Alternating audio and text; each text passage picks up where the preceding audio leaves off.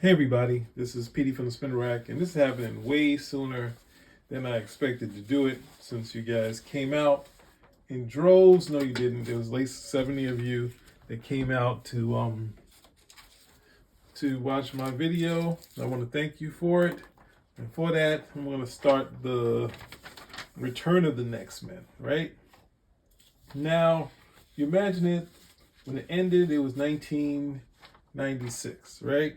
And Byrne said in the letter page, he needed a vacation. He needed a different book to kind of, you know, you know, since he was on such a title that was like 31 issues on one storyline, he's going to do something different and come back. So do Wonder Woman, and then come back to the Next Men in about 6 months. And he left the cover to say, "This is what I'm going to do next." Then the comic book market crashed. So the Next Men, he didn't expect the Next Men to come back with any hoopla or any sales, so he kind of put it on the shelf for now. But just to say that there was plans, because there's plans to do more 2112, because in this interview where Byrne interviewed himself, he talks about Babe, but he also talks about the possibility of doing more 2112 or 2115, because Mike Mignola was saying this is your big sci-fi epic. You should do some more with it. So he's like, "Yeah, well, I'll do some more of that stuff," right? And that ties into this series here. So I don't know what was planned, what all the plans were for that, but ultimately there's some 2112 stuff in here. And just to give you some other just tidbits, just so you can see, there's a card set. I think there was a Legend card set, but then it somehow turned into something that Wizard had. So here's a shot of the Next Men that Wizard had, and this is one of the possible covers that Wizard didn't use. They say never seemed right, but they were possibly using their stuff from the Image guys instead of using the Byrne cover. But here's a cover they could have used. Previews obviously used the cover, which I've showed you guys a bunch of times. Might as well, since I'm saying it, show you that there's the cover that previews used right there, right? So that's a little bit of tidbits that I got besides this next series. But ultimately, before this came out, to give you more of the history, right?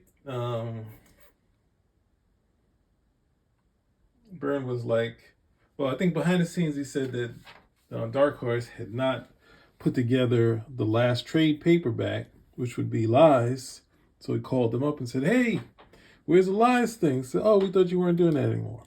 So they put together a trade, and here's the thing from Wizard talking about the Next Men trade paperback. And in it, he says, because it's a time travel story, they've been placed there because the guy in the black armor wants revenge against the Next Men for something they haven't actually done yet. So that was the last tidbit of the story. Now, if you followed John Byrne online before the Next Men came out, he revealed who the person in the black armor was. So someone asked it. The only thing he said, I think in another interview, he said, for lack of a better term, the character would be named War Lover. And that would be this character in the armor here, right? So that was all he gave. He gave a pronoun for it, and I think people held on to that. But then when he revealed it, well, I don't want to say that now, because this works out. If I do the first 4 issues of the Return of the Next Men, there's still going to be a spoiler left over, right? There's still going to be a spoiler. You should be able to figure it out, but there's going to be a spoiler left over. Hold on, work related. Thanks. All right, so let's see how far we can get. All right, it's only 5 minutes in. Perfect plan.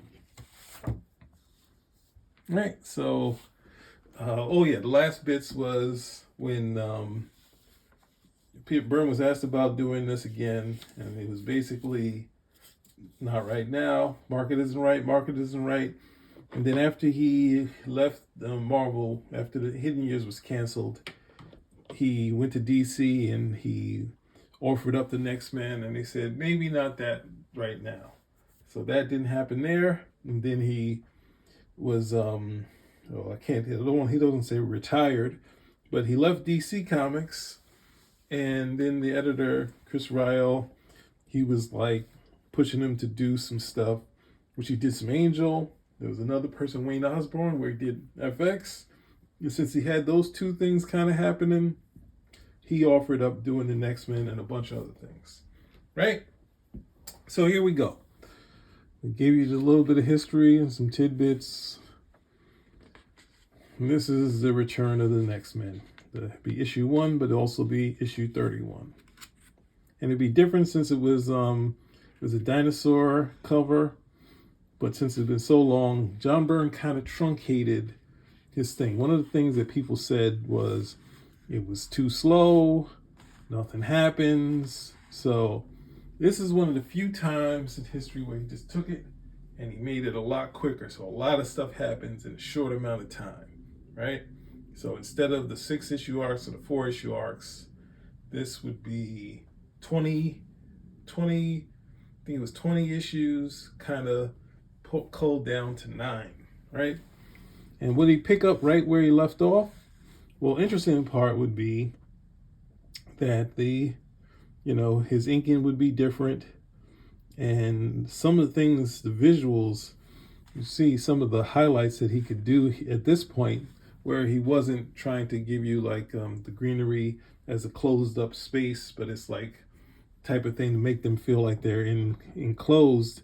He could open up the camera a little. So here we go. We have Hilltop and the Next Men come out of their thing where they're in the same sort of stasis, educational net, and they all wake up.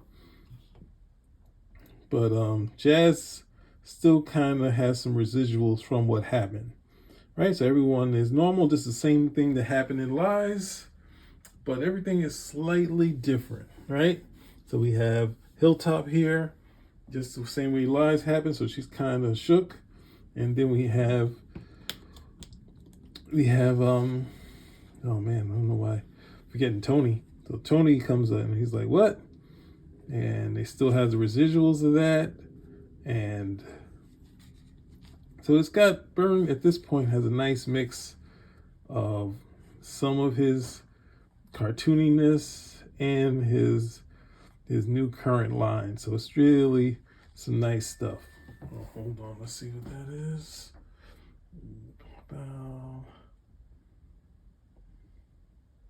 Okay, so there, let's keep going, right? So she hits all this, but then he's like, don't let her hurt herself. And then someone pulls out a gun out of nowhere, or magically it goes from pulling out his pocket to hence kind of a, like he can almost like creating a gun.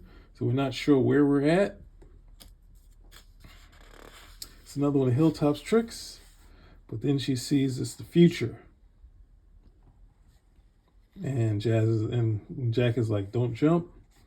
Hopefully you guys have been following. Let me go back just so you guys know. We have Jack, Jazz, Bethany, Tony, and Nathan, right? So I've already started without that. So she sees that. So she finally is in such shock, she calms down. So they say, get her into the infirmary, right? So basically they go through the history. So if you haven't been reading the Next Men, you get a nice history lesson, right? And you get to see the greenery as you haven't seen it before. Like, look at this shot of the greenery. We get to see all this locales and whatnot. And very more expansive, whereas Byrne was keeping you closed in the original greenery, right? And you get the sort of stuff you saw in, I think it's Next Men 9, the stuff you see in the Dark Horse Presents, right? And the 0 issue. And the whole story of how the powers they had, and then Jack getting free and freeing them, and they start to change, and they run into Tony, but Tony is very different. They go through all the struggle, get viewed as terrorists, but their boss, who's Control, has them adopt secret identities. They got Scanner, Brawn, Hardbody, Sprint, and Jasmine is Bounce, right? We had which I call as Omega Project. I call them Byrne's Omega Men. I like them a lot. So definitely, you're first watching this, go back and check those guys out. We reveal that Aldous is Danny's father, and Ignis, who's a part of the Omega Project, basically mind tortured Tony, and then Danny went to get to see a real superhero, which was Action Mask, but didn't understand what comic books was about, and he first experiences sex, and then they go public, but they're charged with their crimes. They escape, and Control goes after them, aborts Jasmine's kid, and then they get run over. And then there's the Lies storyline, which I just did, killing Control and basically becoming Aldous becoming Satanist, right? Then on Thomas Kirkland, who I've been talking about from 2112, he comes in, and that's where we have this character who yanks them out and drops them into the time of the dinosaur, right? So they start running, they try to get around, and they get chased by them. But slowly the powers start to fade, right? And Danny, where he's out, he gets eaten by a dinosaur. And that bit, I think Byrne was like, he hadn't had any real plans for Danny at this point in those 20s issues. So he was like, maybe Danny isn't. And this was a tough thing for a lot of fans. But this is the part that you have to remember with the Next Men. It wasn't a happy-go-lucky series.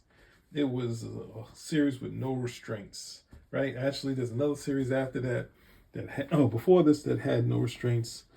But the Next Men basically had no restraints as far as what he was going to take with the character, right? So Danny's upset with this, and then they start sounding unlike the way they're supposed to, and then the Axelrod comes up, they capture, and then we see him turn into a monster, and it's only a dream, right? And we see Nathan's eyes are turning normal, right? And they get weaker, right? And they haven't found Danny, and she's saying this, none of it's real, right? She doesn't believe it. And then Nathan's gone, and then Jasmine's gone, right? And then we see Jack as an old man, right? So that's a surprise subplot. And he goes, and he's been looking for someone special, and he finds Toni Murchison, right? And she's buried, and they said, to save our beloved President Lincoln, right? So, what a cliffhanger, right? So, here we at 15 minutes in, and gonna have to edit it. All right, so let's go to the next issue, right? And also with these periods, I guess some of Byrne's favorite periods in the past, obviously most artists are fan of paleontology. Now, this story happens, we see Toni in a sort of a slave worker outfit, right? We see her in kind of Victorian, and we see Jasmine in a Victorian outfit. We see Nathan in this military, I guess World War II, right? I said, don't be afraid of Tonia, and then drops her off in the rural South, right? And this is before 12 Years a Slave And then the other slave dramas. This is one of the big slave epic stories before all that stuff started happening, right? So it wasn't like Byrne was catching the wave. He might have started, he didn't have no one reading the Next Men, but this is before the wave happened, right? So she runs into these guys and she thinks it's a reenactment. And she speaks back to them in kind of obviously an insulting tone, and then they kick her in the face, and she's not having it, right? This is our Tony, so she puts the beats on them. They draw guns to her. She starts beating the hell out of them, but then someone shoots. You're saying, where'd she learn to move like that? So he got the drop on her. So basically, she's going to pay along. She gives up the gun, but they knock her out, right? And this, they say, we need this, we need to whip her right now. So they do that, and she's like, she's not buying into any of this stuff, right? And Nathan, he was back in the, Time of the Dinosaur, and drops out and runs into some American soldiers, right? He doesn't look like the Wehrmacht, so they say his eyes look weird, but then they are going to help him out, right? And he doesn't tell him anything about how he got there because he doesn't want them to draw any suspicion. They cut his hair, get the lice out of his hair. They say they're pretty large, practically prehistoric. That's what I should have said.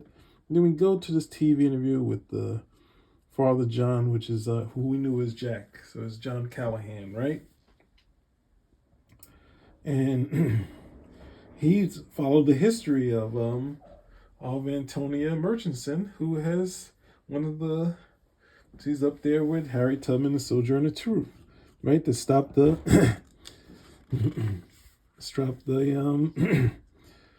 assassination of President Lincoln, right? So it's one of the things where Jack was able to ride with history and kind of play to it without flipping out. But then as she's being the hero at this period, she can't even take it for any while. She just falls apart, right? So they just bring her in to be traded. It doesn't look like much, so she's all falling out, and drop her off. And then she's like, where am I? But there's a healer in there, and she puts some of her magical spells and whatnot, her potions, to bring her back to life. And because she's in so much pain, so she could deal with it to get rid of the infection. But she doesn't understand how this is real. Now we know, because I already gave you the precursor that Byrne did, that they've been tossed in time. And they don't know that. They don't know this character has just tossed them anywhere, right?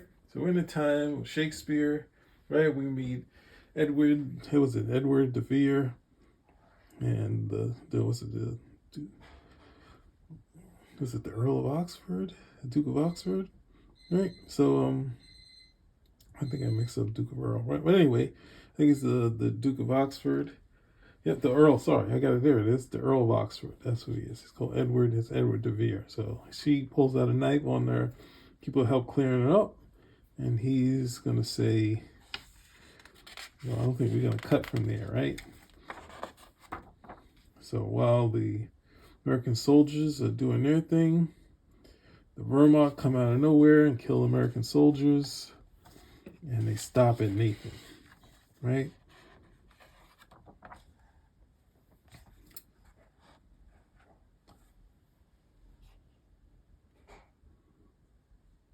He said, "Why don't you run?" He said, "We can't run until we know where is. We have a long time on that boat." Right? And they tell them to stop talking, and they see where they're going to work now. Right? So this is one of the other bits where Byrne had done it, I think, in X Factor story, where we had the X-Men as the Skrulls, where we would read them in English so we would understand. But right here, we just see the English. We know that Nathan can't understand them, but they basically take them. He takes them in like he thinks he's a Jewish sort of thing with some, but he's kind of odd. So they take him to a scientist, and they take him in there. He's like, "How did he get like that?" And then he goes and he says, "Wait, it can't be you." So we don't know who this is that he saw, right? Ooh, look where we go. We're going a little quicker now, right? So we've seen where 4 of the next men have been sent. We haven't seen where, I guess Tony's more like their Professor X, so they're Heather Hudson from the Alpha Flight. But we get to find out, well, I don't think we find out who this character is yet, right? So we see Bethany 2 seconds after, right? She's met by this character that pulled him out from times. And he's like, that person's job is to protect her, right? He said, don't need to worry about it anymore. First one understand, he goes to touch her, and he says, hey, right? Keep your hands to yourself, right? So then he said, the people who betrayed her, and that's her friends. And she doesn't know what she's talking about, right? But she sees Nathan, and Nathan runs into Fleming Jorson, one of the creators of the Next Men, right? And he is working for the Germans, doing his terrible science experiments here. He said, looks like one of Fleming Jorgensen's experiments, right? Right, so they leave him with the scientists, and he makes short work of them, right? They don't know that he's going to have some skill and some fight in them. But of course, he gets seen. He's obviously bleeding. And they stop him. And he says, hold your fire. They can't understand him. Of course, he doesn't speak German, I don't think. That wasn't in their training. And then when she wants to see more, she tells him to stop. And we see Edward de Vere. And he's saying that he's copying Shakespeare, and he said, nope, I'm the real guy, right? And then he feels like, since Edward de Vere is married, he wants to have sex with Jazz. And Jazz is like, no, because you're married. And he's like, he really wants her. And of course, they have sex, but of course, it's a time of many diseases that her body isn't prepared to protect herself from. So we see a sore happen in her, and he's like, what? And can't stop. So then Tony has found love with Absalom out there, one of the slaves that were there. But she also found a friend in the child of, or the grandchild of her slaver, right? So you tell him Grandpa's coming. He's like, no, he's not gonna bow. He's coming. There's nothing they can do. Try to slow him down.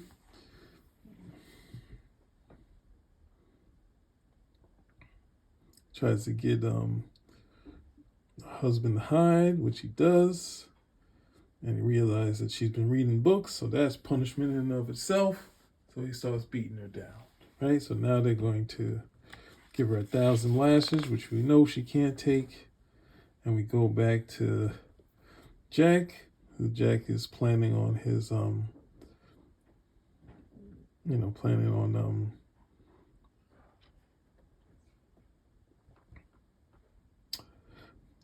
planning on seeing, exhuming Tony, who we know has gone through all this hell, right? So I think it's from Cardinal Kavanaugh, who kind of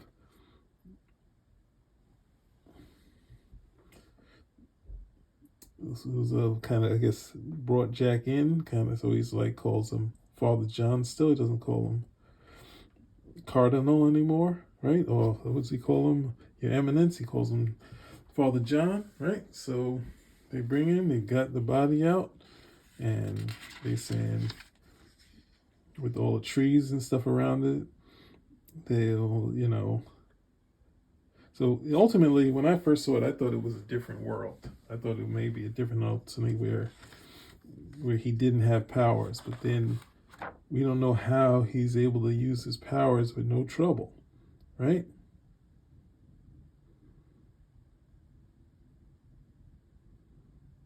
And he hasn't basically used his powers.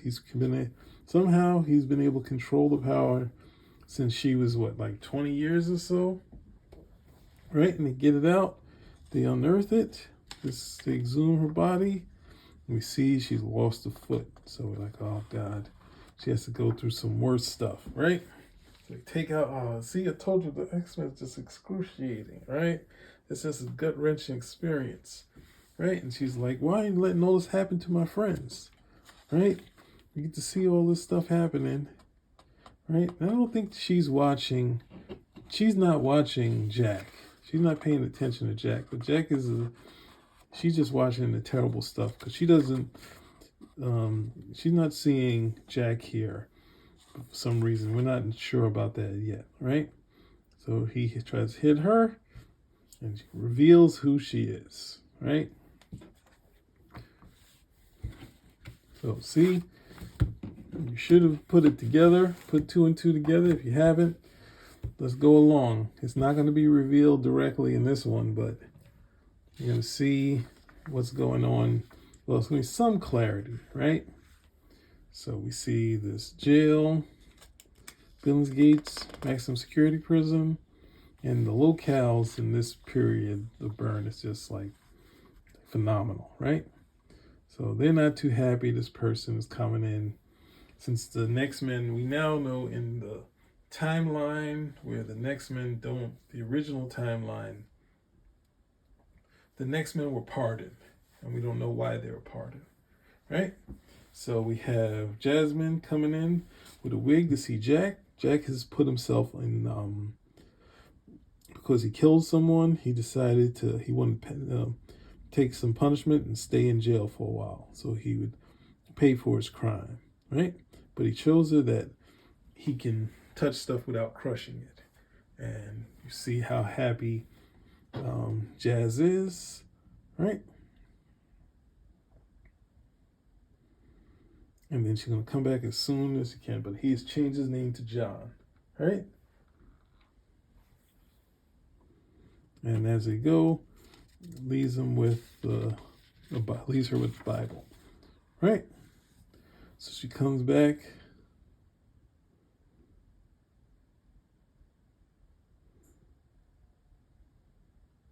And he's not sure. And this is a key point in the Next Men, which is the religious tone that the Next Men start to take. The story itself, the overview, is that maybe the path they're on isn't the right way, but she goes back home. It's actually a military complex.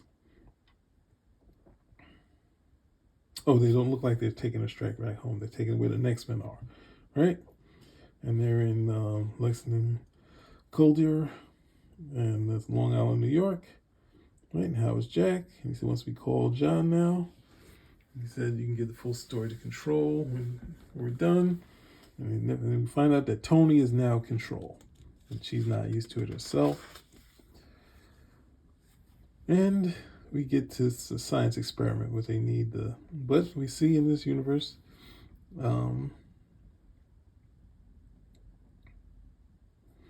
that Danny's still around, right? So in here, they're starting to work on it. And we see Nathan able to see some stuff.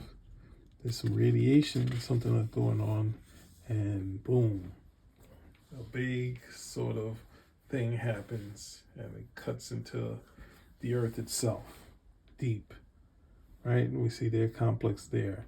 And these wides, something I think Byrne will carry on to his Elsewhere, right? And it's almost, because of that, everything is starting to fall down into this aftershocks, and everything's falling into the crater. And Danny's taking everyone out. And they get everyone out, but Bethany's still in there for some reason. And Nathan goes back in, and Control goes back in. They're trying to help her, but none of them have any strength. Right? And it's moving again.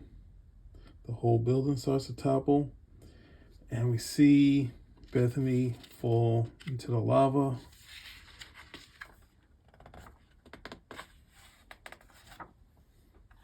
And we see Nathan try to hold her, but he gets her glove, and her nails rip through his arm, and he has to let go. That's the last thing she sees, is him letting go.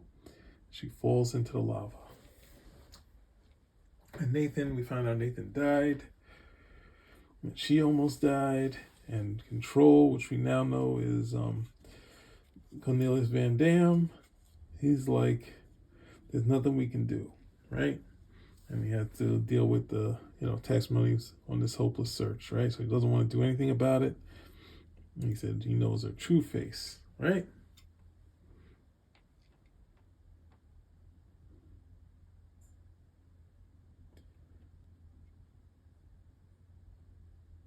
So he has to push to get this done. Instead of that, we find out what happened to the Next Men. That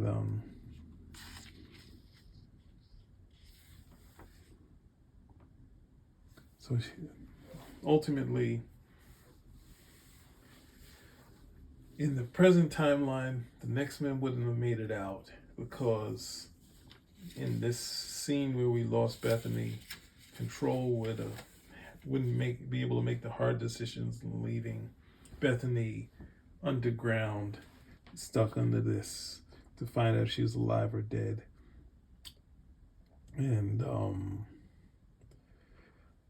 basically, the new Hilltop took her and the Next Men out, right? And that's why they were not heard of after this point. But we see, stuck in this ground, we see someone removing Bethany, right? Remove her, and she wakes up, she cuts away, she's out of control, and then someone gets her, and says she's completely psychotic, is in her head, but calms her down. So they put her in a room, they put something over her head so she can calm down. This person, Gil, is talking to her, right? Trying to get her to calm down. He's waving to her face. She's totally out of it. And he does something.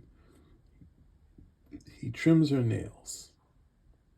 He tells her among friends. So she slowly starts to calm down. She starts seeing the history, right? And teaching her different things. And they show her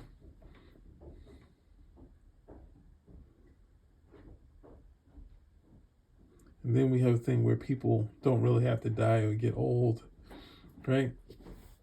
It's way, way in the future that they were able to remove her, and they have this design for this time travel thing, right? So we haven't spoiled it yet, right? Now 30 minutes, a little damage on my comic. I don't know what else to tell you guys. So this was very, for me, it was very action-packed, so much stuff packed in here. So in my mind, this is like even more gut-wrenching than the first time, but going very quick and very fast. And one of the few times where someone picked up the baton for many years past and was able to keep that energy going, right? So it kind of felt like he went right in the same groove. And just like right in the same groove, there was a ton of complaints. So the next portion would be 5 issues. I don't know if I'm going to be able to get into those in that amount of time, because it kind of wraps up everything, but I'm going to try next time I get into this. So thank you guys again for checking out part 6. This is part 1 of The Return, and see you guys soon. And as the end of the letter page would say, what do we have? Well, I should say here.